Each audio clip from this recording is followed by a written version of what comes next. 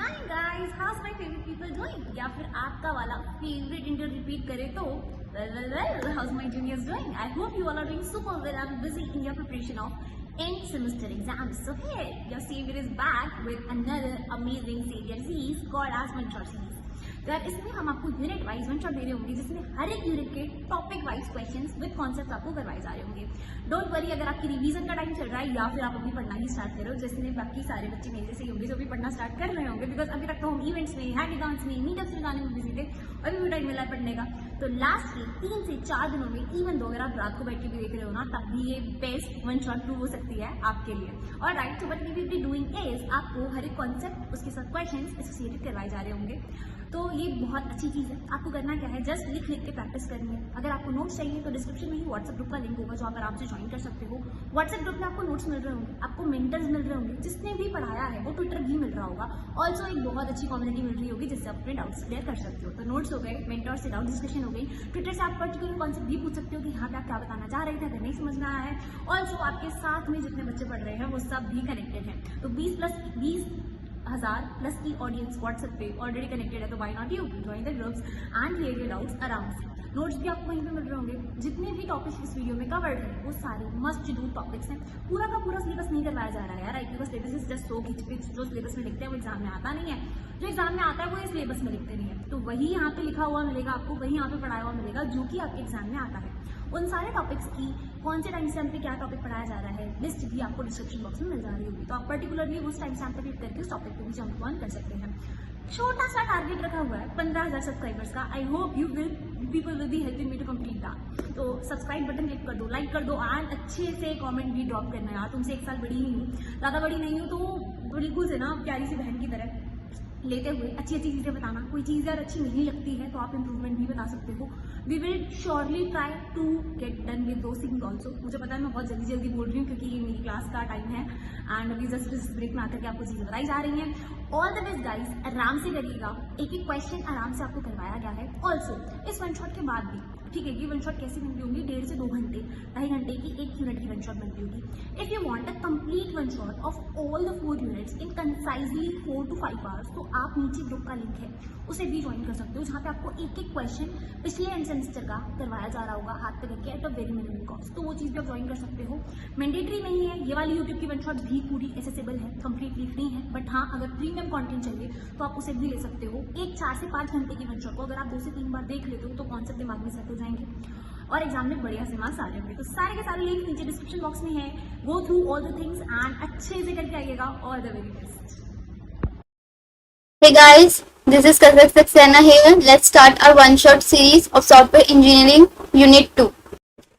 Requirement Engineering. Requirement analysis is an essential process that enables the success of a system or software project to be assessed.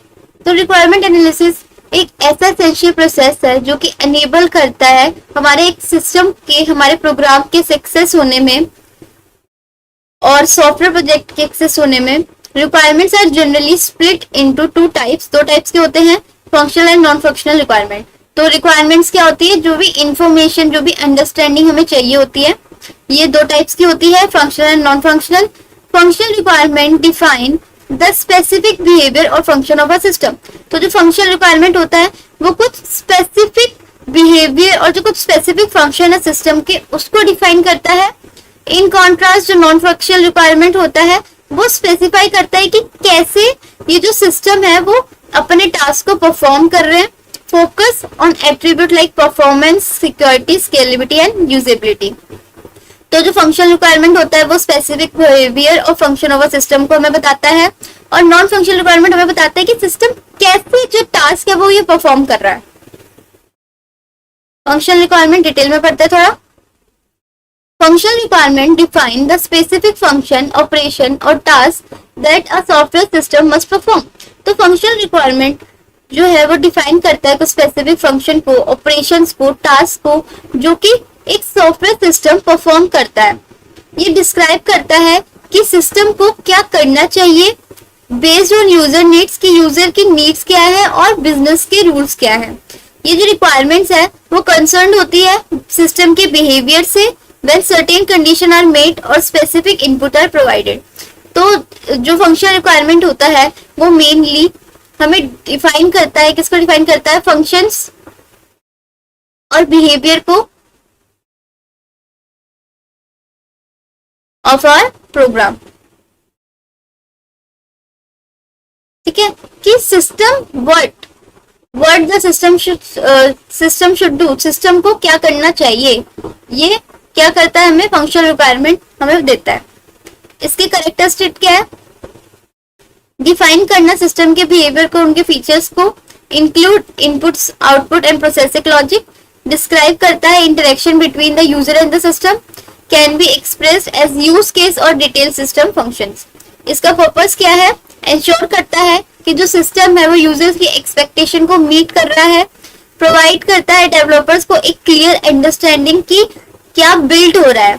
ठीक है, what need to be build, ये focus ही word पे करता है कि क्या हो रहा है हमारे सिस्टम में, हमारे प्रोग्राम में। Form the foundation for system testing and validation, ये एक फाउंडेशन, एक बेस बनता है सिस्टम की टेस्टिंग का और उसकी वैलिडेशन का। नॉन फंक्शनल रिक्वायरमेंट, ये क्वालिटी कंस्ट्रेंट्स होते हैं जो कि सिस्टम को सेटिस्फाई करना जरूरी होता है according to the project contract, जो प्रायोरिटी और extend to which this factor are implemented various from one project to another. तो इनकी प्रायोरिटी क्या रखनी है, ये हर एक प्रोजेक्ट का अपना अलग होता है, ये क्लाइंट भी स्पेसिफाई कर सकता है और यूजर्स की डिमांड से भी। कौन कौन से होते हैं ये non prohibited requirement, portability, the ability of the software to run on a different environment और प्लेटफॉर्म विद मिनिमल चेंजेस, यानी कि एक एबिलिटी होना सॉफ्टवेयर की, वो different environment, different operating system पे वो रन कर सके और उसमें हमको ज्यादा चेंजेस ना करने पड़े, उसको हम पोर्टेबिलिटी कहते हैं। जैसे कि जो एप्लीकेशन है वो विंडोज, मैक और लाइनेक्स सब पे वर्क करना चाहिए। सिक्योरिटी, जो सिस्टम है वो एक एबिलिटी प्रोवाइड करे, हमारे डेटा को प्रोटेक्ट करे, उसको जो अनऑथराइज एक्सेस है, अनऑथराइज सोर्स है, ये जो अटैक हो रहा है उससे हमें बचाए। All user password must be encrypted. Maintainability, the ease with which the software can be updated, fixed और इम्प्रूव, हमारा सॉफ्टवेयर इजीली अपडेट हो जाए, जो कोड है वो इजीली मेंटेनेंस को सपोर्ट करे। रिलायबिलिटी, जो एबिलिटी है सिस्टम की ऑपरेट करना कंसिस्टेंटली विदाउट फेलियर, यानी बिना फेलियर के उसका वर्क करना, जो system should have 99.9% uptime. Scalability, जो सिस्टम की कैपेसिटी हो हैंडल करना लोड को, यूजर की काफी सारे जो यूजर्स आ जाए, डेटा आ जाए या ट्रांजेक्शन आ जाए, विदाउट उसका फेलियर, विदाउट परफॉर्मेंस लो, उसको क्या कहते हैं हम, स्केलेबिलिटी कहते हैं। जो सिस्टम है वो सपोर्ट कर रहा है मस्ट 10,000 कंकरेंट यूजर्स। परफॉर्मेंस की कैसे, क्योंकि जो सिस्टम है वो मीजर कर रहा है, सिस्टम रिस्पॉन्ड कर रहा है, कैसे प्रोसेस कितने टाइम में कर रहा है। Each user request should be process with in 2 second, ये हुई परफॉर्मेंस। रीयूजेबिलिटी, की जो कंपोनेंट और जो कोड है वो हम जो डिफरेंट सिस्टम्स के वो हम बार बार उसको यूज कर रहे हैं, उनको यूज कर रहे हैं बार बार प्रोजेक्ट के अंदर। Common validation function should be implemented as user modules. Flexibility, जो चेंज हो अडेप्ट कर सके जो हमारा सिस्टम है, जो हमारा प्रोग्राम है इजीली। एग्जाम्पल्स देखते हैं दोनों के, functional and non functional requirement. Let's consider a couple of example to illustrate both type of requirements. Online banking system, तो एक ऑनलाइन बैंकिंग सिस्टम में फंक्शनल रिक्वायरमेंट्स क्या होगी, यूजर जो है वो should be able to log in with the user name and password.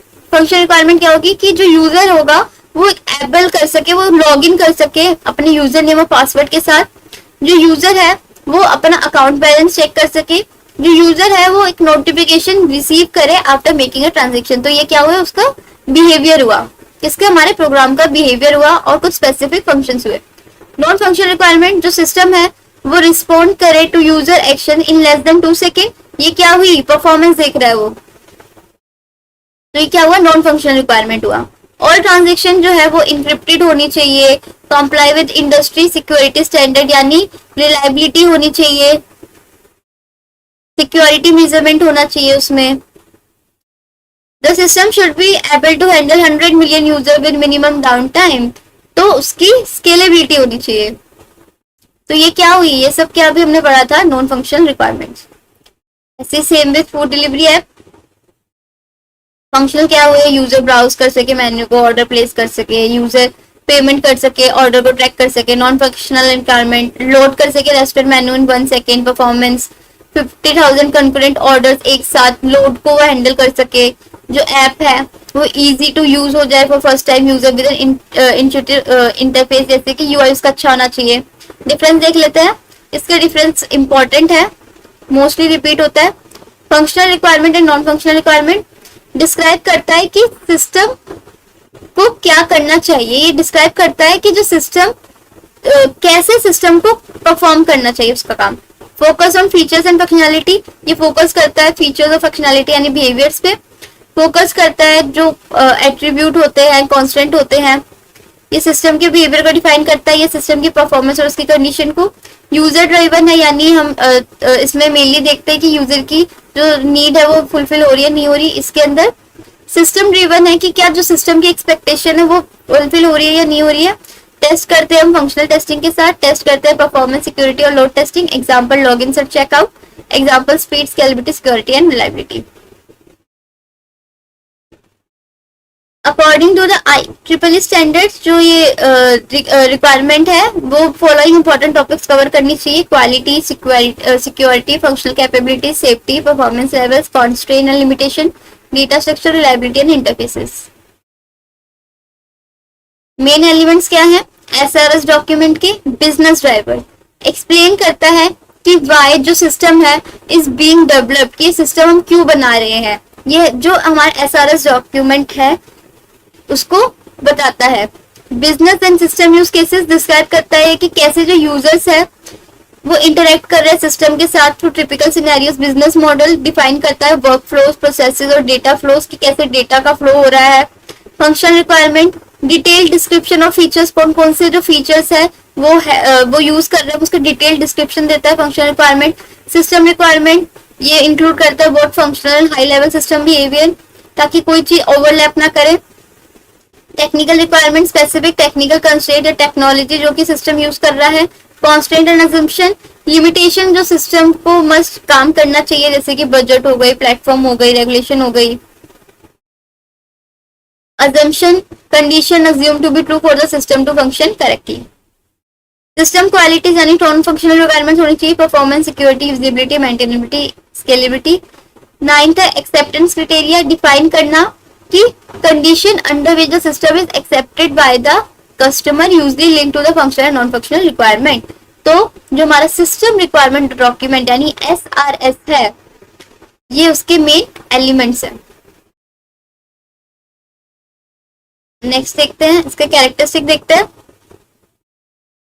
Completeness होनी चाहिए, जो all required function, constraint and responses are fully specified. Correctness होनी चाहिए, हर एक चीज करेक्ट और एक्यूरेट होनी चाहिए। मॉडिफिलेबिलिटी इजी, ऐसा स्ट्रक्चर होना चाहिए जिसमें हम चेंजेस जो है इजीली कर सके। कंसिस्टेंसी, कोई कंफ्लिक्टिंग नहीं होना चाहिए, कुछ भी ओवरलैप नहीं करना चाहिए। टेस्टेबिलिटी, जो ईच रिक्वायरमेंट है वो हम टेस्ट करें इंस्पेक्शन, डेमोन्स्ट्रेशन और एनालिसिस के साथ। डिजाइन इंडिपेंडेंस, जो रिक्वायरमेंट जो हम डिस्क्राइब कर रहे हैं कि क्या सिस्टम कर रहा है, not how to design it. Understandable by customer, customer को समझ आना चाहिए। ट्रेसेबिलिटी, वेरिफिएबिलिटी एंड अम्बिगियसनेस, यानी जो ईच रिक्वायरमेंट है वो can be tracked back to its source and forward to design and testing. तो हम हर एक रिक्वायरमेंट को ट्रेस कर सके इजीली और उसके सोर्स को।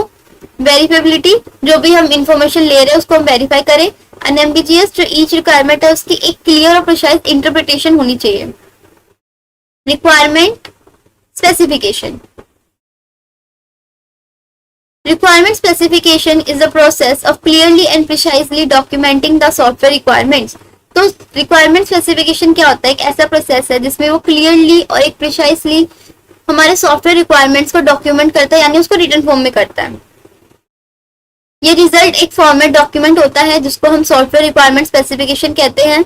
ये डिफाइन करता है कि सिस्टम को क्या करना चाहिए and how it should behave under different condition, उसको कैसे बिहेव करना चाहिए डिफरेंट कंडीशन में under specific conditions. Perform purpose to serve as an agreement between stakeholders, ये एक एग्रीमेंट की तरह काम करता है बिटवीन स्टेक होल्डर्स। इंश्योर करता है कि जो सॉफ्टवेयर रिक्वायरमेंट है वो अच्छे से समझ अंडरस्टैंडेबल है हर एक डेवलपर से, हर एक क्लाइंट से, एंड डॉक्यूमेंटेड है to provide a basis for system design, implementation and testing। Types of requirement in specification, functional requirements होते हैं, डिस्क्राइब करता है स्पेसिफिक बिहेवियर ऑफ फंक्शन को, नॉन फंक्शनल होते हैं, डिफाइन करता है quality attribute of the system जैसे कि performance, reliability. Interface requirement specify करता है कि interaction between the system and the external system devices और यूजर, कि एक ये इंटरफेस क्या करता है, हमें बताता है कि कैसा इंटरेक्शन है सिस्टम का उसके विद एक्सटर्नल सिस्टम के साथ या यूजर्स के साथ। कंस्ट्रेंट आइडेंटिफाई करता है लिमिटेशंस जो भी आ सकती हैं जैसे कि रेगुलेटरी रूल्स, टेक्नोलॉजी चॉइसेस और platform dependencies. Business requirement high level objective from a business perspective, कि बिजनेस पर्सपेक्टिव से क्या क्या रिक्वायरमेंट हो सकती है कि कैसे ये मार्केट के अंदर अच्छे से हमारा जो ये जो सिस्टम है वो अच्छे से रन करे, ग्रो करे।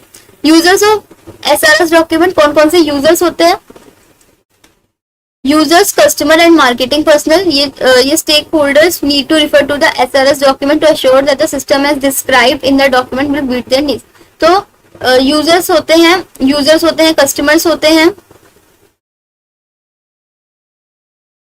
और स्टेक होल्डर्स होते हैं। सॉफ्टवेयर डेवलपर्स होते हैं, software developers refers to the SRS document to make sure they are developing exactly what is required by the customer. जो कस्टमर ने रिक्वायर किया, जो कस्टमर चाहता है वो सॉफ्टवेयर डेवलपर अचीव कर सके, इसलिए वो एसआरएस डॉक्यूमेंट को देखता है। टेस्ट इंजीनियर, ताकि टेस्ट इंजीनियर यानी जो टेस्टिंग करते हैं वो अंडरस्टैंड कर सके फंक्शनैलिटीज क्या है, फंक्शंस क्या है जो प्रोजेक्ट है उसकी, ताकि वो अच्छे से उसको टेस्ट कर सके। Quality is complete, clear, unambiguous, consistent, verifiable, modifiable, traceable, अभी पढ़ा था। Requirement engineering, requirement engineering is the systematic process of identifying, documenting, analyzing, validating and managing the requirement of a software system। तो requirement engineering एक ऐसा systematic process है जिसमें हम identify करते हैं, analyze करते हैं, validate यानी उसको verify करते हैं, manage करते हैं कि क्या हमारे सॉफ्टवेयर सिस्टम की रिक्वायरमेंट है। ये इंश्योर करता है कि जो सॉफ्टवेयर है वो यूजर्स की नीड को मीट कर रहा है, स्टेक होल्डर्स की नीड्स को मीट कर रहा है और बिजनेस रिलेटेड है, यानी मार्केट में उसकी अच्छी खासी पहचान बन जाए। Goals of requirement engineering to understand and define what the user expect from the software, समझना और उसको अच्छे से डिफाइन करना कि क्या यूजर हमसे चाह रहा है। इंश्योर करना कि जो जितने भी स्टेक होल्डर्स हैं उनकी एक कॉमन अंडरस्टैंडिंग हो हमारे गोल्स के लिए to prevent requirement related issues during development, एक हमें प्रिवेंट करना जो भी रिक्वायरमेंट से रिलेटेड इश्यू आ रहे हैं, जो भी रिसोर्सेज से रिलेटेड इश्यू आ रहे हैं उसको प्रिवेंट करना। अब इनके टास्क कौन कौन से होते हैं, पहला है हमारे पास inception, understanding the basic project goals by identifying key stakeholders, their expectation and the overall purpose of the system. तो रिक्वायरमेंट इंजीनियरिंग टास्क क्या है, इंसेप्शन है, यानी जो हमारा प्रोजेक्ट है उसके गोल्स को अच्छे से समझना, जो स्टेक होल्डर्स है उनकी एक्सपेक्टेशन क्या है, जो हमारे सिस्टम का ओवरऑल पर्पस है वो क्या है उसको समझना, उसको हम क्या कहते हैं, इंसेप्शन। सेकंड है हमारे पास एलिसिटेशन, कलेक्ट करता है requirement from users, client and other stakeholders using method like interview, surveys, observation and brainstorming. तो एलिसिटेशन में क्या होता है, ये रिक्वायरमेंट्स को कलेक्ट करता है यूजर से, क्लाइंट से, ठीक है, स्टेक होल्डर से, कैसे इंटरव्यूज करता है, ब्रेनस्टॉर्मिंग करता है, elaboration, refine and expanding the gathered requirement to develop detailed models such as use cases, user stories और system workflows। तो elaboration क्या करता है, ये एक मॉडल्स यूज करता है, ग्राफ यूज करता है या स्टोरी यूज करना, यूज केसेस यूज करना, यानी उसको मतलब हमारी जो रिक्वायरमेंट है उसको और अंडरस्टैंडेबल बना देता है। इलेबोरेशन, नेगोशिएशन, रिजॉल्व करता है कंफ्लिक्ट जो भी स्टेक होल्डर्स के बीच में आ रही है, रिक्वायरमेंट को प्रायोरिटाइज करता है और एग्री करता है कि कौन सा फीचर कॉन्स्ट्रेंट इंक्लूड होना चाहिए। Specification, formally documenting the requirement in a structure format, typically an SRS document for communication and reference। तो डॉक्यूमेंट को फॉर्मली एक स्ट्रक्चर फॉर्मेट में कर देता है जिसको हम SRS कहते हैं। वैलिडेशन इंश्योर करता है कि जो डॉक्यूमेंट है वो कंप्लीट है, करेक्ट है, कंसिस्टेंट है, सारी रिक्वायरमेंट्स को मीट कर रहा है। रिक्वायरमेंट मैनेजमेंट, चेंज को देखते रहना, अपडेट करते रहना, वर्जन कंट्रोल को यूज वगैरह करके ड्यूरिंग लाइफ साइकिल।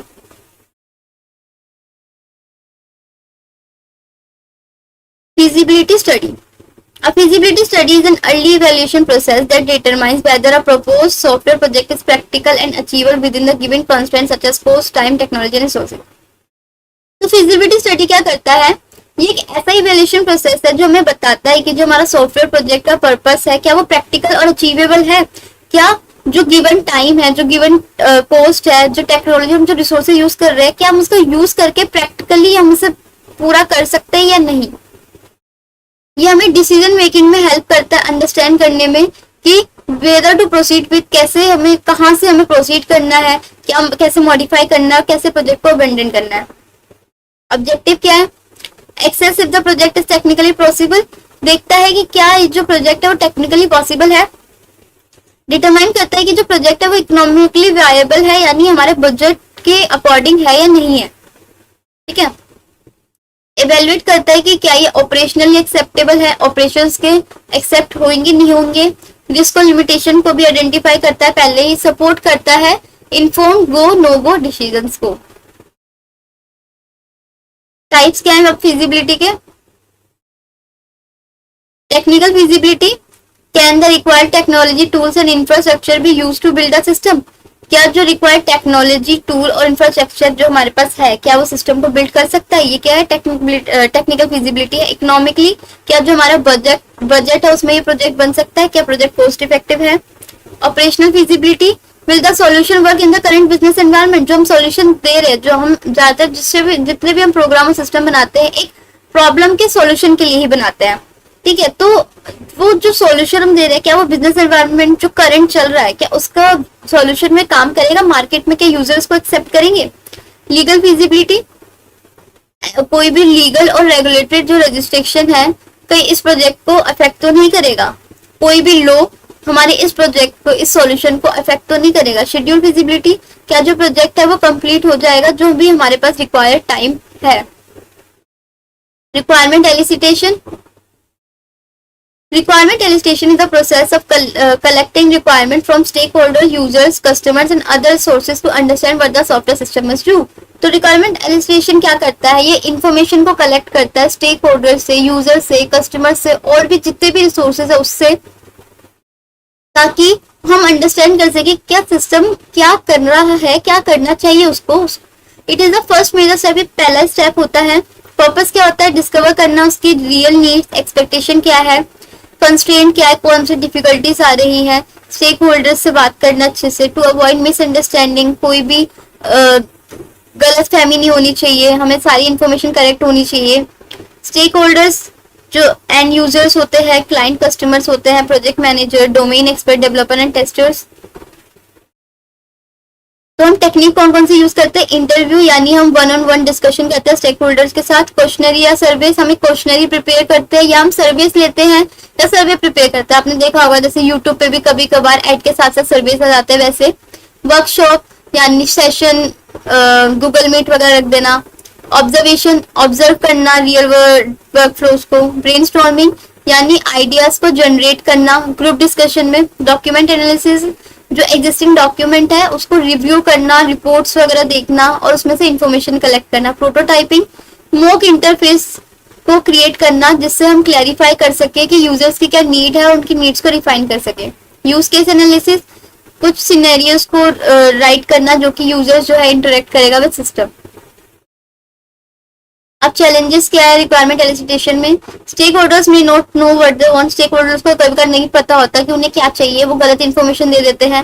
रिक्वायरमेंट में भी बैक और कंफ्लिक्टिंग, जो रिक्वायरमेंट है कभी कभार ऐसा होता है कि हमारे पास रॉन्ग हो या कंफ्लिक्टिंग हो। Users may not express need clearly, कभी का यूजर्स भी जो अपनी जो नीड्स है वो एक्सप्रेस नहीं कर पाते, उनको नहीं पता होता क्योंकि टेक्निकल चीजें उनको ज्यादा नहीं पता होती। Prioritising different needs can be difficult. Outcome, a well-documented list of initial functional and non-functional requirement often uses input for further analysis and specification. तो इससे हमें एक well documented functional non-functional requirement मिलता है जो कि हमारे further implementation of program में help करता है। Requirement analysis is the process of examining, refining and organizing the gathered requirement to ensure they are complete, clear, consistent and feasible before moving into the design and development. तो requirement analysis क्या करता है, जितनी भी अभी तक हमने चीजें की है, जो ऊपर से नीचे तक जो भी हम प्रोसेस अभी तक कर रहे थे गैदरिंग करने के लिए रिक्वायरमेंट की, उसको अच्छे से समझता है, रिफाइन करता है और ऑर्गेनाइज करता है रिक्वायरमेंट्स को जो भी हमने ली है, कि क्या वो क्लियर है, क्या वो कंसिस्टेंट है, क्या वो फिजिबल है, क्या हम अगले स्टेप पे यानी उसको हम डिजाइनिंग पे और डेवलपमेंट पे जा सकते हैं या नहीं जा सकते हैं. पर्पस क्या है, to understand and structure the requirement collected during elicitation. ठीक है, अब अंडरस्टैंड करना और स्ट्रक्चर करना जो भी रिक्वायरमेंट कलेक्ट हुआ है एलिसिटेशन में, डिटेक्ट करना और कॉन्फ्लिक्ट्स को डिटेक्ट करना और उसको रिजोल्व करना कि कोई चीज ओवरलैप तो नहीं हो रही है. To prioritize and categorize requirement for design implementation. Priorities जो होगी हमारी रिक्वायरमेंट जो हमारे प्रोग्राम की, उसको सेट करना. सॉफ्टवेयर रिक्वायरमेंट एनालिसिस, प्रॉब्लम को रिकॉग्नाइज करना, evaluation and synthesis, modelling, specification and review, ये उसके स्टेप्स है. इसको अच्छे से पढ़ते हैं आगे. प्रॉब्लम रिकॉग्निशन, आइडेंटिफाई करना कि problem the software aim to solve, कि क्या कौन जो हमारा सॉफ्टवेयर है वो क्या प्रॉब्लम सॉल्व करना चाह रहा है, उसको अच्छे से समझना, उसकी यूजर नीड्स को, बिजनेस नीड को. ऑब्जेक्टिव इंश्योर करना कि जो प्रोजेक्ट है वो एक राइट प्रॉब्लम को सोल्व कर रहा है. इवैल्यूएशन एंड सिंथेसिस, रिव्यू करना, रिफाइन करना गैदर्ड रिक्वायरमेंट को, उसकी क्लैरिटी, फिजिबिलिटी और कंप्लीटनेस चेक करना. रिमूव करना जो भी इनकंसिस्टेंसी आ रही है या जो भी अनकरेक्टनेस चीज है, और रिक्वायरमेंट को प्रायोरिटाइज करना. मॉडलिंग, विजुअलाइजिंग सिस्टम यूज करके डायग्राम वगैरह यूज करना जैसे कि DFD. इंश्योर करना क्लियर अंडरस्टैंडिंग एंड वेरीफाई करना सिस्टम के बिहेवियर को. Specification, documenting requirement in a formal detail manner, SRS यानी SRS में कन्वर्ट करना क्लैरिटी के लिए. रिव्यू, जो हमने डॉक्यूमेंट प्रिपेयर किया है उसको रिव्यू करना स्टेक होल्डर्स के साथ ताकि वो करेक्ट और कंप्लीट हो. Requirement validation, requirement validation is the process of ensuring that the documented requirements accurately reflect the stakeholder needs and are feasible, clear, consistent and complete. तो जो रिक्वायरमेंट वैलिडेशन है वो एक ऐसा प्रोसेस है जो कि इंश्योर करता है कि जो हमारे डॉक्यूमेंट रिक्वायरमेंट है वो एक्यूरेट है, वो करेक्ट है और वो स्टेक होल्डर्स की नीड को रिफ्लेक्ट कर रहा है, वेरीफाई कर रहा है, फिजिबल है, क्लियर है. यानी ये जो हमने ऊपर रिव्यू किया उसके बाद उसको वैलिडेट करना, उसको कंफर्म दे कर देना कि हाँ हमारा जो हमने अभी तक जो रिक्वायरमेंट एलिसिटेशन किया, उसके बाद जो हम रिक्वायरमेंट एनालिसिस किया उसको वैलिडेट कर देना, उसको वेरीफाई करना, एक स्टैंप लगा देना. The goal is to verify that the requirement meet the project objective and are ready for design and development. एक फाइनल चेक करना कि क्या जो हमारा कोड है, जो प्रोग्राम, जो हमारी जो रिक्वायरमेंट्स गैदरिंग जो हमने करी है, जो हमने जितने भी इन्फो कलेक्ट करी है वो सही है और वो पूरी है और वो रेडी है हमारी कोडिंग के लिए. एक्टिविटीज कौन कौन सी होती है? रिक्वायरमेंट रिव्यूज, हम स्टेक होल्डर्स के साथ मिलकर हम रिव्यू करते हैं रिक्वायरमेंट को. प्रोटोटाइपिंग, एक मॉक टाइप बना देते हैं सिस्टम का जो वैलिडेट करने के लिए. वर्क थ्रू, प्रेजेंट करते हैं हमारे रिक्वायरमेंट्स को मीटिंग में स्टेक होल्डर्स के साथ. चेकलिस्ट, हम एक प्री डिफाइंड चेकलिस्ट कुछ लिस्ट वगैरह बनाते हैं, उसके साथ उसको वेरीफाई करते रहते हैं कि क्या हाँ ये कंप्लीट हो रहा है, क्लियर है, क्लैरिटी है. Types of checks in validation process, कौन कौन से चेक्स होते हैं? वैलिडिटी चेक्स, इंश्योर करता है रिक्वायरमेंट करेक्ट है, रिप्रेजेंट कर रहा है यूजर की नीड्स को, सिस्टम को, ऑब्जेक्टिव को. वैलिडेट करता है कि रिक्वायरमेंट रिफ्लेक्ट करता है ट्रू बिजनेस और यूजर की रिक्वायरमेंट्स को. कंसिस्टेंसी चेक करता है कि जो रिक्वायरमेंट है वो कॉन्ट्राडिक्ट नहीं हो रहा है एक दूसरे से, ये वो चेक करता है कि कोई भी जो कोई भी रिक्वायरमेंट है वो एक दूसरे से कॉन्ट्राडिक्ट नहीं कर रहा है कि एक ईस्ट जा रहा है एक साउथ जा रहा है. वेरीफाई करता है कि कोई रिक्वायरमेंट कॉन्फ्लिक्ट ना हो दूसरे के साथ. कंप्लीटनेस, इंश्योर करता है कि जो जितनी रिक्वायरमेंट्स हमारे पास है वो ऑल कंप्लीट हो, नेसेसरी रिक्वायरमेंट्स कैप्चर्ड हो, कोई मिसिंग डिटेल ना हो. इंश्योर करता है कि जो सिस्टम्स की फंक्शनैलिटी और बिहेवियर है वो सारे कवर्ड हो गए हों. रियलाइजिंग चेक, इंश्योर करता है कि जो रिक्वायरमेंट है वो फीजिबल है और can be realistically implemented with the project constraint, की बजट टाइम के साथ वो एक रियलिस्टिक हो और ये एक फीजिबल हो, उसको हम प्रिपेयर कर सके. वेरिफिबिलिटी, इंश्योर करता है कि जो ईच रिक्वायरमेंट उसको हम टेस्ट कर सकते हैं, वेरीफाई करते हैं उसको इम्प्लीमेंट करने के बाद. Requirement management process of tracking, controlling and maintaining the requirement throughout the project life cycle. तो रिक्वायरमेंट मैनेजमेंट क्या होता है कि ये प्रोसेस ऐसा प्रोसेस होता है जिसके अंदर हम ट्रैक करते हैं, यानी हम आइडेंटिफाई करते हैं, कंट्रोल करते हैं और रिक्वायरमेंट्स को मेंटेन करते हैं जब तक हमारा प्रोजेक्ट चल रहा है। हम क्या करते हैं, कॉम्प्लेक्स डेटा ऐड करते रहते हैं ताकि साथ साथ इससे हमारा जो प्रोग्राम है वो भी चेंज होता रहता है, यानी हम उसको इम्प्रूव करते रहते हैं जब तक हमारा प्रोजेक्ट चल रहा है। उसको हम कंट्रोल करते रहते हैं, उसको उसमें चेंजेस करते रहते हैं। ये इंश्योर करता है कि जो रिक्वायरमेंट्स है वो प्रॉपर्ली डॉक्यूमेंटेड है, अपडेटेड है और अलाइंड है with project goals even as the project evolves. Method कौन कौन से है, रिक्वायरमेंट की ट्रेसेबिलिटी, यानी इंश्योर करना कि ईच रिक्वायरमेंट को हम ट्रेस कर सके, उसका ओरिजिन क्या है। चेंज मैनेजमेंट, मैनेज करना चेंजेस को to requirement as the project progress, यानी जो भी चेंजेस हो रहे हैं उसको ट्रैक करना, जैसे कि वर्जन कंट्रोल यूज करके, और उसको अप्रूव करना, जो भी मेन लीड है वो उसको अप्रूव करे, उसके बाद ये जो चेंजेस है वो इम्प्लीमेंट हो। वर्जन कंट्रोल का यूज करे। प्रायोरिटाइजेशन, यानी डिटरमाइन करे कौन से requirement are most important based on factor like business value, user needs और टेक्निकल कंस्ट्रेंट, कि जो कुछ चीजें हम प्रायोरिटीज कर दे जिससे हमारा जो सिस्टम है वो और ज्यादा बेहतर हो। नेक्स्ट है हमारे पास डेटा फ्लो डायग्राम। ठीक है, a data flow diagram is a graphical representation of the flow of data within a system। तो एक DFD क्या होता है, एक ये ग्राफिकल रिप्रेजेंटेशन होती है कि कैसे जो डेटा है वो फ्लो हो रहा है सिस्टम के अंदर। ये इलस्ट्रेट करता है, यानी हमें दिखाता है, समझाता है कि कैसे जो डेटा है वो मूव हो रहा है थ्रू आउट द सिस्टम, कौन सा प्रोसेस जो है उसको ट्रांसफर कर रहा है, कहाँ वो स्टोर हो रहा है। जो DFD है वो विजुअली रिप्रेजेंट करता है जो भी फंक्शनल रिक्वायरमेंट है सिस्टम की। पर्पस क्या है DFD का, टू शो कि कैसे जो डेटा है वो फ्लो हो रहा है। हाईलाइट करता है कि कैसे जो एक्सटर्नल एंटिटीज है, जो प्रोसेसेस है और जो डेटा स्टोर्स है कैसे एक दूसरे से इंटरेक्ट कर रहे हैं। एक क्लियर और सिंपल ओवरव्यू हमें प्रोवाइड कराता है। कंपोनेंट्स क्या है DFD के, प्रोसेसेस रिप्रेजेंटेड बाय सर्कल और ओवल्स, जो प्रोसेसेस होते हैं इनको हम सर्कल ओवल से रिप्रेजेंट करते हैं। ये एक्शंस और फंक्शंस होते हैं जो कि ट्रांसफर करते हैं इनपुट डेटा को आउटपुट में। Example of process could be verify user और प्रोसेस ऑर्डर। डेटा फ्लो हम इनको एरोस से रिप्रेजेंट करते हैं। ये शो करते हैं movement of data between process, data store, external entities जैसे कि यूजर की इंफॉर्मेशन और payment details. Data stores represent by open ended rectangles, यानी इससे ये शो करते हैं कि क्या data store within the system, जैसे कि यूजर डेटाबेस और order history.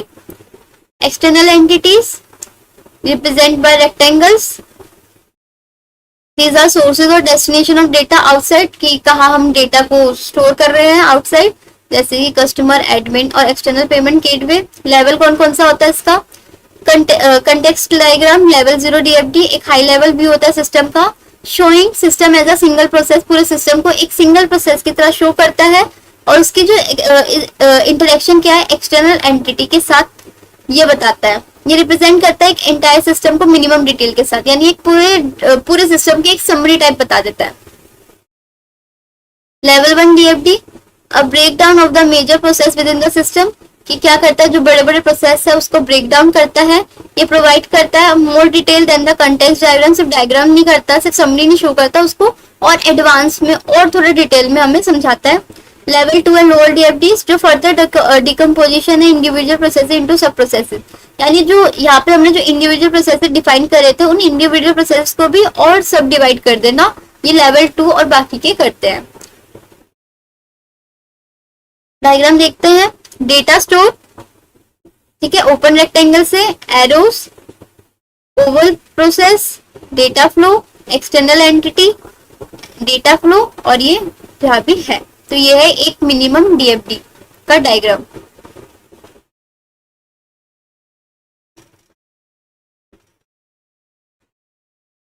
A data dictionary is a centralized repository or a reference tool that defines all the data elements in a system including their meanings, relationship and allowed values।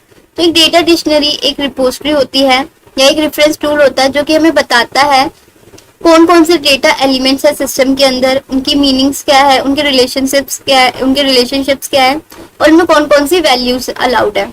ये help करता है हमें data को standardise करने के लिए और consistency को इंश्योर करता है। पर्पस क्या है, ये डिस्क्राइब करता है कि जो data elements in a system और इंश्योर करता है everyone in the development team has a consistent understanding of the data.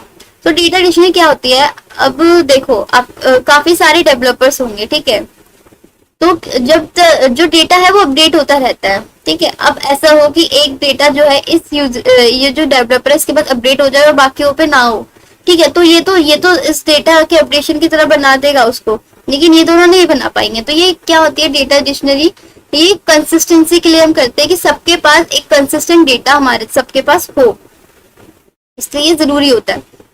Component कौन कौन से होते हैं, data elements name variable attribute of fields, data type of data, allowed values, constraint और valid values for a field, description, एक brief description होता है data element का क्या रोल है सिस्टम में, रिलेशनशिप की कैसे जो डेटा एलिमेंट है वो एक दूसरे से रिलेट करते हैं। एग्जाम्पल जैसे कि है एक मिनट, हाँ, जैसे कि है कस्टमर आईडी, डेटा टाइप क्या इंटीजर है, allowed values any positive integer, description unique identifier for each customer in the system. तो हम टॉपिक पढ़ते हैं ER diagram, entity relationship diagrams. तो ईआर डायग्राम क्या होता है, एक विजुअल रिप्रेजेंटेशन है, एक ग्राफिकल रिप्रेजेंटेशन होता है एंटिटीज का, यानी कुछ फिजिकल वैल्यूज का, कुछ फिजिकल चीज है with in a system and their relationship. ये प्राइमरी डेटाबेस डिजाइन मॉडल होता है। पर्पस क्या होता है इसका, ईआर डायग्राम हेल्प करता है डिजाइन करने में डेटाबेसेस के स्ट्रक्चर को इलस्ट्रेट करके कि कैसे जो एंटिटीज है जैसे कस्टमर, ऑर्डर और प्रोडक्ट है वो रिलेटेड है, ठीक है। तो ईआर डायग्राम क्या होता है, एक ग्राफिकल रिप्रेजेंटेशन है, ठीक है। ये हमें बताता है कि कैसे जो एंटिटीज है, जो एट्रीब्यूट्स है वो आपस में रिलेट कर रहे हैं, वो कैसे आपस में वर्क कर रहे हैं।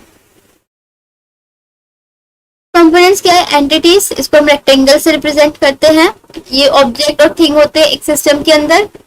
एट्रीब्यूट, इसको हम इलिप्सिस से रिप्रेजेंट करते हैं, दे आर डिटेल्स और प्रॉपर्टीज ऑफ एंटिटीज, कि हम इन एंटिटीज की क्या क्या प्रॉपर्टीज हो सकती है वो क्या होते हैं attribute. Relationship represented by diamonds, ये शो करता है कि कैसे जो ये एंटिटीज है वो रिलेटेड है एक दूसरे से, एक एंटिटी दूसरे एंटिटी से कैसे रिलेटेड है। प्राइमरी की एक एट्रीब्यूट और सेट ऑफ एट्रीब्यूट होता है जो यूनिकली आइडेंटिफाई करता है एक एंटिटी को, जैसे कि स्टूडेंट नेम को रोल नंबर यूनिकली आइडेंटिफाई कर सकता है, ठीक है। तो ये क्या हुई, प्राइमरी की हुई। फॉरेन की एक attribute in a one entity that links to the primary key of another entity, यानी एक टेबल के अंदर जो एक नॉन की वैल्यू है जैसे कि स्टूडेंट नेम है, अगर मैं दूसरा टेबल बनाऊं जो कि स्टूडेंट का डिपार्टमेंट का या क्लास का नेम हो, तो उसके अंदर ये क्या होगी, ये एक प्राइमरी की होगी, और यहाँ क्या है, एक नॉन की है, तो ये क्या हुई, फॉरेन की हुई, जो एक दो टेबल को आपस में कनेक्ट करती है। रिलेशनशिप कौन कौन से हो सकते हैं, 1 to 1, एक entity in one table is associated with one and only one entity in another table. 1 to many, यानी एक जैसे एक एंटिटी का एक एंटिटी से रिलेशनशिप क्या हुआ, 1 to 1। 1 to many, एक एंटिटी का मैनी एंटिटी के साथ, तो 1 to many। Many to many यानी मैनी एंटिटीज का मैनी एंटिटीज के साथ। तो एग्जांपल देखते हैं, हमें रिप्रेजेंट करना रिलेशनशिप बिटवीन स्टूडेंट और कोर्सेज का एक एंटिटी रिलेशनशिप डायग्राम में, तो उसको हम पहले ब्रेक डाउन कर लेते हैं। जो भी हमें चाहिए स्पेसिफिकेशन, जो भी चीजें वो हम पहले राइट डाउन करते हैं। एंटिटीज क्या हो सकती है, ठीक है, तो उसमें एंटिटीज क्या है, हमारे पास स्टूडेंट है और कोर्सेज है। एट्रीब्यूट कौन कौन से हो सकते हैं, ठीक है। अब स्टूडेंट के फंक्शन कौन कौन से होते हैं, उनकी आईडी हो सकती है जो कि हमारी प्राइमरी की होगी, क्यों, क्योंकि ये इन दोनों को एक यूनिकली आइडेंटिफाई करेगी। हम स्टूडेंट का नेम स्टूडेंट आईडी से निकाल सकते हैं, स्टूडेंट की एज स्टूडेंट की आईडी से निकाल सकते हैं, तो ये क्या हुई, प्राइमरी की हुई। तो ये तीन क्या है, इसके फंक्शंस हैं। दूसरा क्या हो सकता है एट्रीब्यूट, कोर्सेज। कोर्सेज की क्या हो सकती है, कोर्स आईडी और कोर्स नेम। कोर्स आईडी क्या है, दूसरे कंपोनेंट में इसमें प्राइमरी की है, यानी दूसरे टेबल पे ये इसकी प्राइमरी की है। रिलेशनशिप, एक स्टूडेंट है वो मल्टीपल कोर्सेज के अंदर एनरोल कर सकता है, यानी 1 to many रिलेशनशिप हो गया यहाँ पे। एक जो कोर्स है उसके मल्टीपल स्टूडेंट हो सकते हैं, ये क्या हो गया, वन टू मैनी। ठीक है, तो हम सिंपल इसका डायग्राम बना देंगे। कैसे, एक एंटिटी हमारे पास स्टूडेंट, दूसरी एंटिटी हमारे पास कोर्सेज। अब इनके बीच का रिलेशनशिप क्या है, स्टूडेंट क्या करेगा, कोर्स को स्टडी करेगा। ठीक है, तो ये क्या हुई, एंटिटीज हुई, ये क्या हुआ, हमारा रिलेशनशिप हुआ। और ये हमारे पास क्या है, ये सब इनके एट्रीब्यूट्स है। ठीक है, ये एट्रीब्यूट्स है, ये एट्रीब्यूट है, ये कोर्स के एट्रीब्यूट है। तो बहुत सिंपल है ये। तो अब इसके PYQs देख लेते हैं। Discuss the difference and similarities between functional and non functional requirement with example and how do this impact the software development process. तो हमने डिफरेंस पहले किया था, इस पे और थोड़ा डिटेल में कर लेते हैं। फंक्शनल रिक्वायरमेंट्स डिस्क्राइब करता है कि what the system should do, system को क्या करना चाहिए। Example, a user can log in using a user name and password. एक यूजर क्या कर सकता है, लॉग इन कर सकता है यूजर नेम और पासवर्ड के साथ। तो ये क्या है, ये सिस्टम क्या कर रहा है, सिस्टम क्या कर सकता है, कंफर्मेशन सेंड कर सकता है ईमेल की आफ्टर रजिस्ट्रेशन। तो ये क्या कर रहा है, ये सिस्टम कर रहा है, क्या कर रहा है, ये हमें ये बता रहा है। Characteristic directly linked to the user needs and use cases, clearly define system behavior and features। अब नॉन फंक्शनल, कैसे सिस्टम ये टास्क कर रहा है, जो सिस्टम है वो लोड कर रहा है होम पेज को 2 सेकंड में। ठीक है, system should handle up 10,000 user simultaneously. तो ये क्या है, ये हमें परफॉर्मेंस बता रहा है, ये हमें नॉन फंक्शनल रिक्वायरमेंट की कैसे क्या हो रहा है। Characteristic performance, security, usability, reliability से रिलेटेड है। Often impact system architecture and design decision. ये क्या करते हैं, सिस्टम, ये सिस्टम से रिलेटेड होता है non requirement, non functional requirement. Similarity, both जो है बहुत क्रिटिकल है, जो है स्टेक होल्डर्स की नीड होती है दोनों, और बोथ जो है वो डॉक्यूमेंट होते हैं इन रिक्वायरमेंट स्पेसिफिकेशन। इम्पैक्ट क्या करते हैं, ये सिस्टम की डिजाइन को गाइड करता है, फंक्शनल रिक्वायरमेंट और यूजर के इंटरफेसेस को एक यूनिट और इंटीग्रेशन टेस्टिंग में ड्राइव करता है। नॉन फंक्शनल आर्किटेक्चर को इन्फ्लुएंस करते हैं, तो सिस्टम से रिलेटेड है ना, अगर सिस्टम से रिलेटेड ये परफॉर्मेंस टेस्टिंग स्केलेबिलिटी ठीक नहीं होगी तो हमारा सॉफ्टवेयर कैसे सही से बनेगा। Both types of requirement must be clearly defined early in the process to ensure alignment with stakeholder expectation. तो रिक्वायरमेंट गैदरिंग इसलिए इंपॉर्टेंट होती है।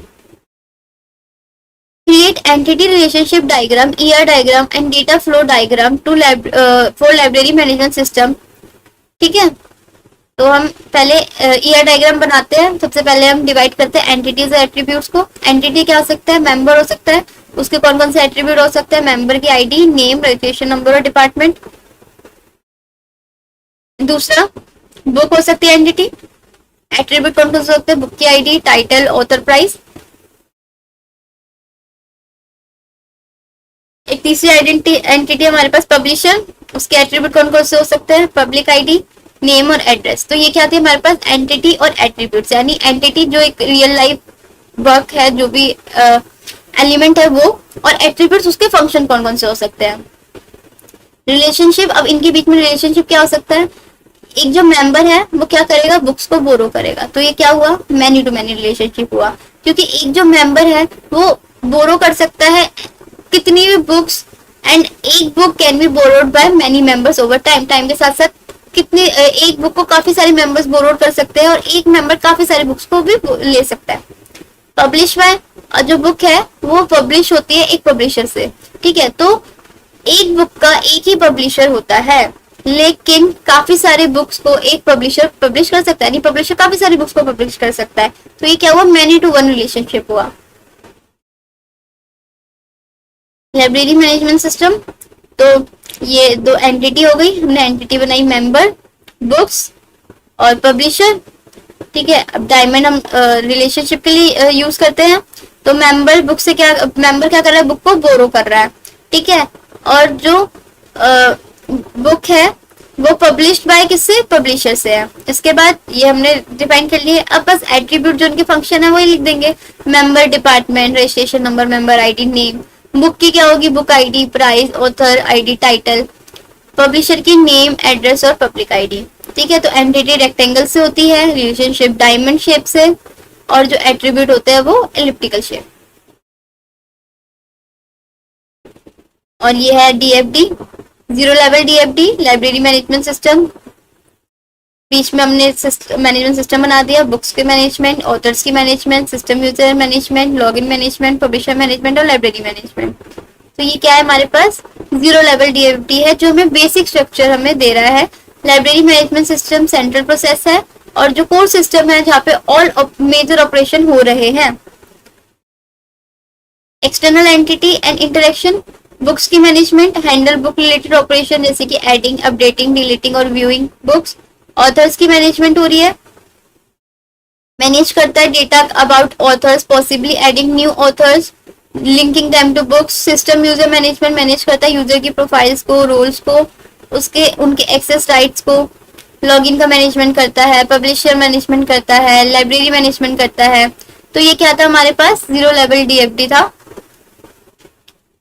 ठीक है, जो हमें बेसिक स्ट्रक्चर की जो बेसिक हमारा जो प्रोग्राम है उसके एक बेसिक स्ट्रक्चर हमें बताता है।